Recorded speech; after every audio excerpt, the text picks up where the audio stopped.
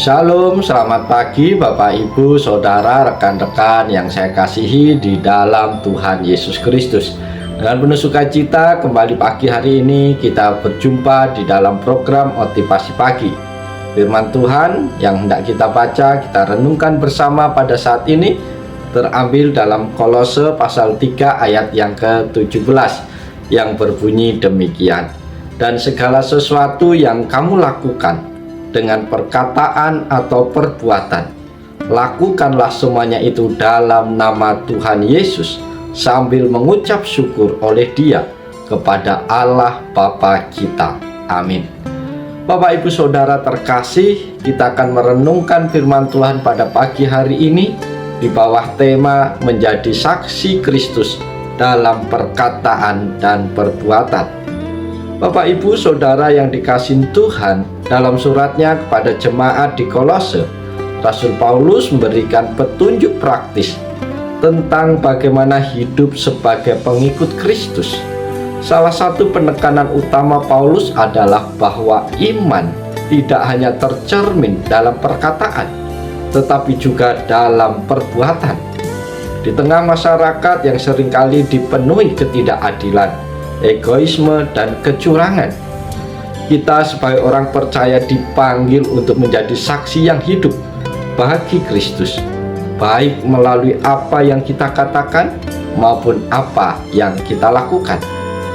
Pagi hari ini kita akan belajar bersama-sama apa yang menjadi pesan Tuhan lewat firman-Nya saat ini.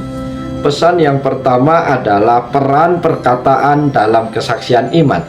Bapak Ibu Saudara terkasih, perkataan memiliki kekuatan besar dalam menyampaikan iman kita kepada orang lain. Melalui kata-kata kita bisa membangun atau menghancurkan, menguatkan atau melemahkan, memberkati atau melukai. Menjadi saksi dalam perkataan berarti kita harus berhati-hati dalam setiap ucapan kita, karena perkataan kita mencerminkan hati dan iman kita kepada Yesus Kristus. Kata-kata kita tidak hanya sekedar bentuk komunikasi, tetapi juga bentuk kesaksian. Ketika kita berbicara dengan penuh kasih dan kebijaksanaan, orang di sekitar kita akan dapat melihat siapa yang kita sembah dan apa nilai yang kita pegang. Kata-kata yang positif dan membangun bisa menjadi alat efektif dalam menyatakan iman kita. Bapak Ibu Saudara terkasih, sebagai saksi Kristus, kita hendak menghindari perkataan yang bisa menyakiti atau mengurangi martabat orang lain.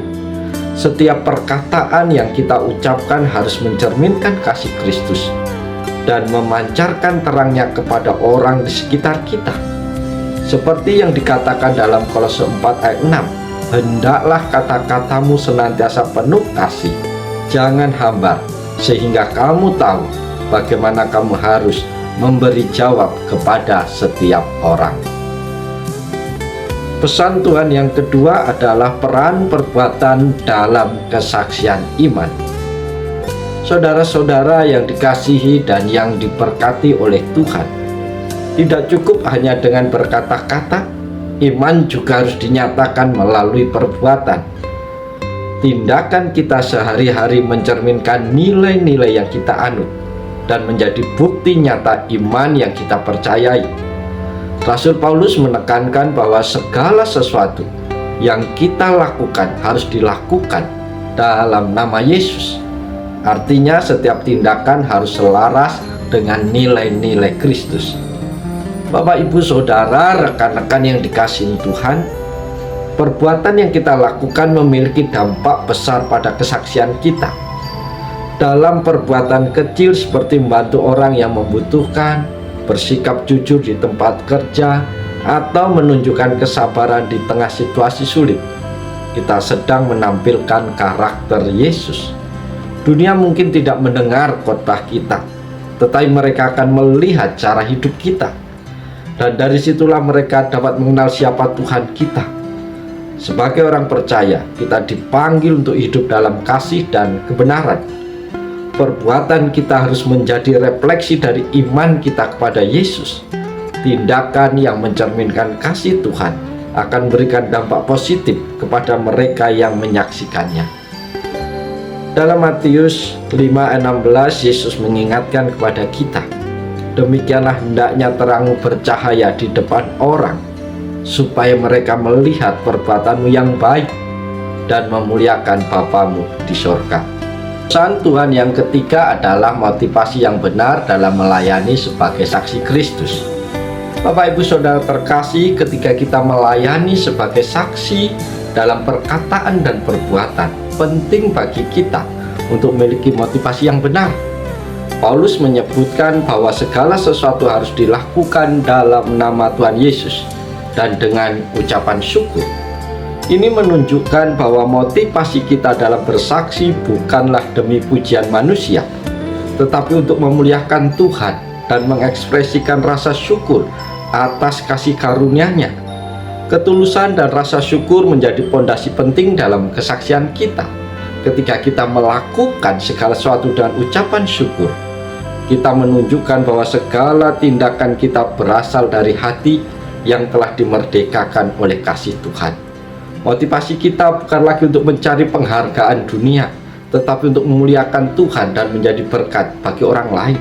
Saudara-saudara yang diberkati Tuhan, dalam melayani sebagai saksi Kristus, mari kita periksa motivasi hati kita. Lakukan segala sesuatu dengan tulus dan rasa syukur, bukan untuk dilihat atau dipuji orang lain. Ketika hati kita murni dalam melayani, kesaksian kita akan lebih efektif dan membawa kemuliaan bagi nama Tuhan. Roma 12 ayat 1 mengingatkan kita untuk mempersembahkan tubuh kita sebagai persembahan yang hidup, yang kudus dan berkenan kepada Allah. Kolose 3 ayat 17 mengajarkan kepada kita menjadi saksi Kristus bukan hanya soal berbicara, tetapi juga bagaimana hidup. Perkataan yang baik tanpa tindakan yang benar akan sia-sia.